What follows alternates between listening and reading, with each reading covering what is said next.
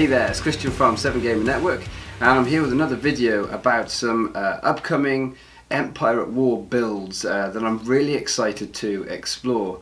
I've got 3 different ones for you, and they are all heroes. The previous video was all villains, and a few of you moaned about the fact that, oh great, it sucks to be hero. Hey, there's some really cool looking hero builds that are upcoming that are definitely, I think, going to be pushing that sort of competitive end of the spectrum. Now, the first one I want to talk about is actually one that has garnered quite a bit of discussion already, but you may be unaware of it, and that is Hera, Maz, and either Ezra or Rookie Pilot. Now, we're playing Elite Hera, and the deck really revolves around her special. She's got a very powerful special for being able to play out a vehicle for free, which is really cool. The drawback is you've got to bounce it back at the end of the turn. Now, the reason that we're pairing that with Maz is that Maz, of course, has been allowing Poe's special to be going off on a very consistent basis for several months now, and that looks set to continue with making Hera's special go off on a regular and consistent basis. Now, the extra character, Rookie Pilot or Ezra, is there to make up the numbers, and of course this is giving us 5 character dice, which incidentally I think makes cards like Negotiate and those kind of cards much more powerful when we've got character dice to burn, as it were. Now, I think the best way to describe how this deck can be really powerful is to talk through well, a first round that I've had on a couple of occasions, there or thereabouts, with varying cards, are in a couple of my practice games. I've proxied this up and I've been playing through, and this is what can happen. You activate Hera, she rolls her 2 dice, and let's say she rolls a special and a blank. Your opponent doesn't remove Hera's special. You activate Maz. That's a mistake, by the way, if you're playing against Hera. Remove those specials. You activate Maz and you roll the focus, and you resolve Hera's blank for her special, and you play out Quad Jumper. Now, for your next action then, you resolve the other Hera special and you play out a U-Wing. So you've got Quad Jumper and you've got a U-Wing out, and it's the first round, so this is already looking pretty tasty. Now, the Quad Jumper, of course, if you use its action, will overcome Hera's drawback of having to bounce the vehicle back at the end of the round. So you can use the action on Quad Jumper to play out Millennium Falcon, let's say. So in the first round you've got a Millennium Falcon out and you've got a U-Wing out. Now, that U-Wing has got to come back to your hand at the end of the round, but there's more that we can do here, because we can play Recycle, and we can turn that U-Wing into 4 resources. Now, we lose the U-Wing, but we're playing a deck that's full of vehicles, so we're pretty expectant that we can draw into some for the start of round 2. And of course we've also got cards like Reckless Re-Entry, and it's possible you can have the resources to do this, to play a Reckless Re-Entry as well on your Falcon. So in the first round there's the potential to have rolled in a Quad Jumper, to have rolled in a U-Wing, to have rolled the Millennium Falcon maybe even twice. I mean, the ridiculous amount of damage you could do in that first round is right there. And then you're starting the second round with the Millennium Falcon in place, and you've got 6 resources, 4 from your recycled U-Wing, and 2 from starting the turn. So you can see how there is a huge amount of power available in that deck. And there's all sorts of other fun things that we can start to do as well, like we can have Air Speeder, which is a really cool little 2-cost support that's incoming, and it's got a special for drawing cards on it. That makes Launch Bay really good, and you could Launch Bay and have a Launch Bay that's hitting for 6, for 7, for 8 even, and of course you can also Reckless Re-Entry.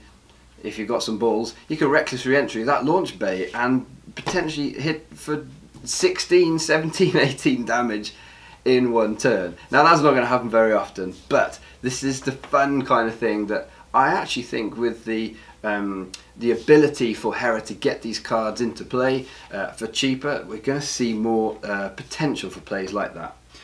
Really good fun deck. I'm looking forward to lots of brokenness with those vehicles in that deck. Now, another deck that I want to talk about is a Hero Blue build.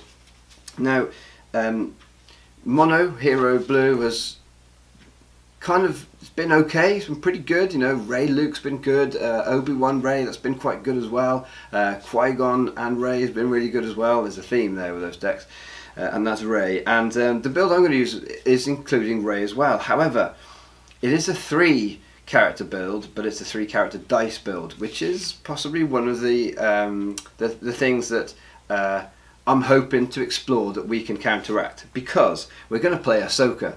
Now, Ahsoka's a really cool new character, and she's got a very powerful ability. Everyone gasped when her ability was revealed at the recent Gen Con.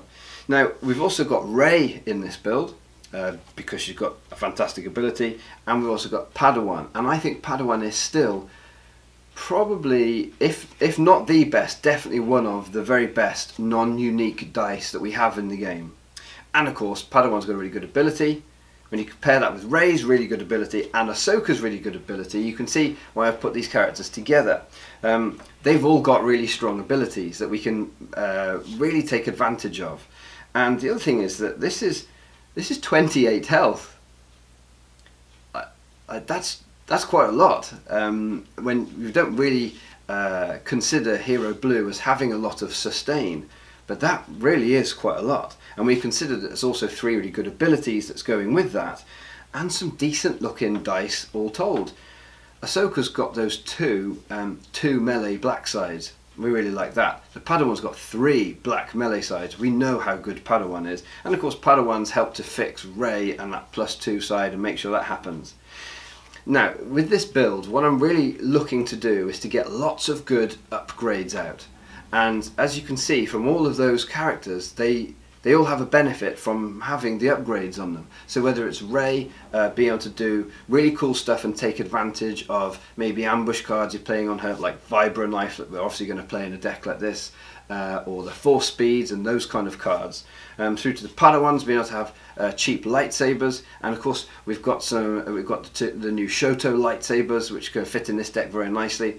And Ahsoka, of course, if we're giving her cool stuff and then being able to make her go again, that's really strong. I think Ahsoka with one good weapon upgrade, a lightsaber, a Luke's lightsaber, a really good weapon, paying 2 resources to make her go again is absolutely, sign me up, I'll do that every single time. And personally I think that's probably where we're going to get the best out of her. I'd like to see her with a weapon upgrade that's got 3 damage sides on, so that when we're paying for her to go again, I'm pushing more towards making sure I'm getting damage out. As a 2-character dice on her, I'm a little less comfortable with it, but that could be wrong. That's just how I'm looking at the build initially. Now, a couple of other cards I think make this deck really good. Lightsaber pull is now available, so we can go and pick which lightsaber we want. We can go and get Luke's lightsaber for lots of damage output, for maybe the potential of building quite a lot of shields. There is quite a bit of shield potential building in this deck as well. Or we can just go and get a straightforward lightsaber, get that cheap lightsaber then onto the Padawan, maybe before the Padawan dies, or to Rey before she dies, or whatever, and we can get the redeploy. Lightsaber pull, I really like it, and I think it's very, very strong. Now, a couple of other things that I think are making this deck really quite interesting is training remote.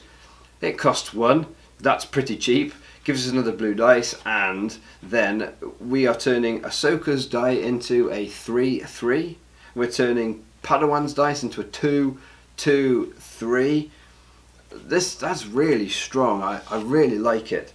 And actually, looking through it, I realised that we can be playing 4-speed. We can be playing that training remote is another one that's a cheap die. We've got we can play Old Ben's journals. That's giving us more resources. And when we're trying to play lots of upgrades, we want resources. That's a really strong thing. So Old Ben's journals, and suddenly I'm thinking, we've got quite a good possibility of having quite a lot of blue dice on the table. That always makes me think of Destiny. Now, I haven't been able to make Destiny really work so far, but maybe this is a build that could, because if we're able to ramp up and get more cheap upgrades in this deck, where all the characters are taking advantage of that or making them cheaper in Padawan's case, then we can really get maximum value out of a card like Destiny. And then with something like lightsaber training, it just helps to smooth out and allow us to make sure that we're really making the most of our damage potential, which, just looking at the character dice, let alone all of these weapons we're going to play on them, is looking really quite tasty. And if we're playing some clever little tricksy cards in there, such as all-ins, or maybe something like there's the event that allows you to reuse a dice. I forgot what it's called now. It's the 2-cost blue hero event. There are some really cool little tricksy cards that we can be putting into that deck as well to make the most of shocking the enemy with loads of damage from all of our upgrades and cool character abilities. So I'm really looking forward to exploring that. I think Ahsoka's a really cool character, and again, I'm just a bit taken aback by the fact that's going to have 28 health, and I think it isn't going to suffer from the normal blue hero struggle of just not having enough resources. Now, the final deck that I want to talk about is one I'm really excited about. One of the things I've always loved about CCGs and about these type of games is trying to build a really cool economy engine, a resource engine, a way of making money for your deck to do stuff and to get cool things.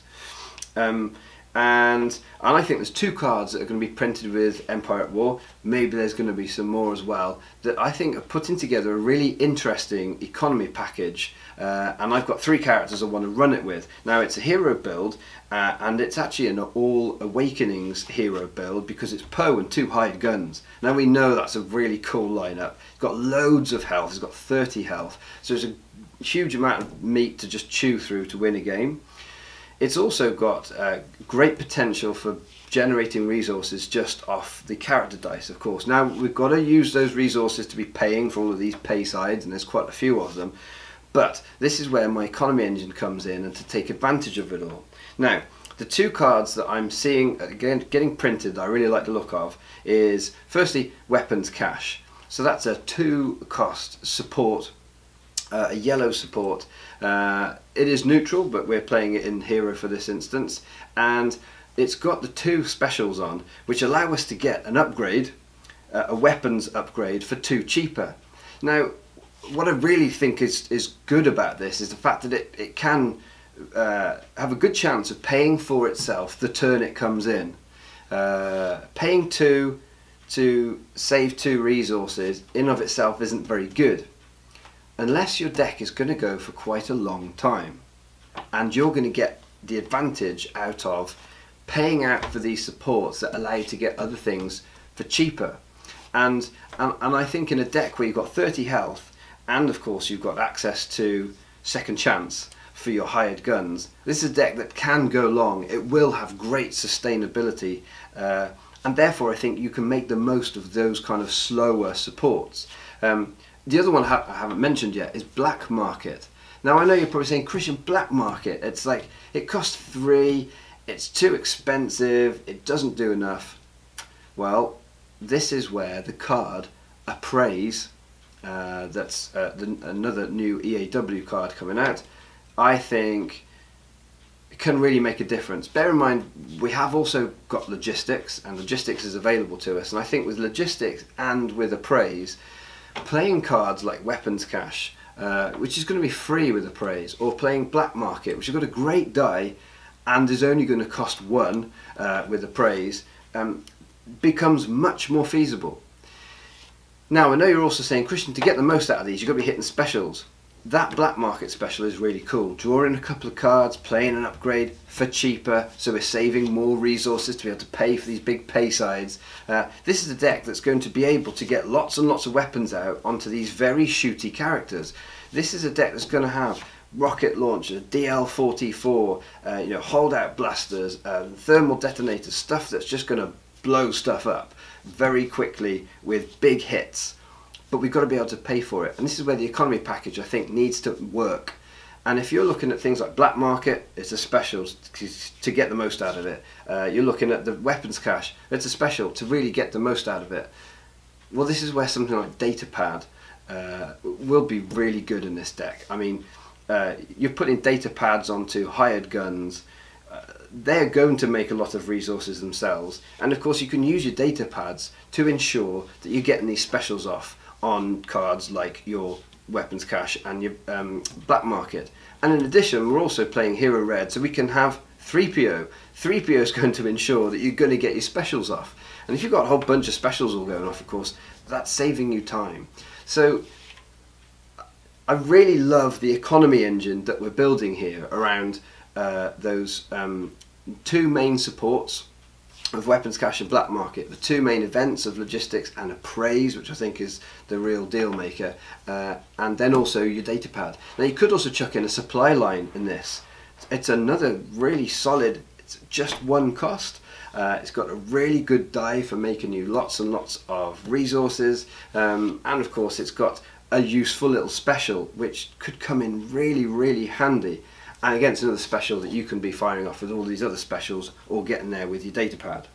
So all this told, we're building a deck that's got loads of sustain. It can chuck out loads of upgrades onto it and do loads of damage, but of course it can also chuck out some supports. I would be very happy to play Airspeeder for cheap in this. A Y-Wing looks really good in this deck with 3PO and with data pad to get that special off on the Y-Wing and do 4 damage. I really like that.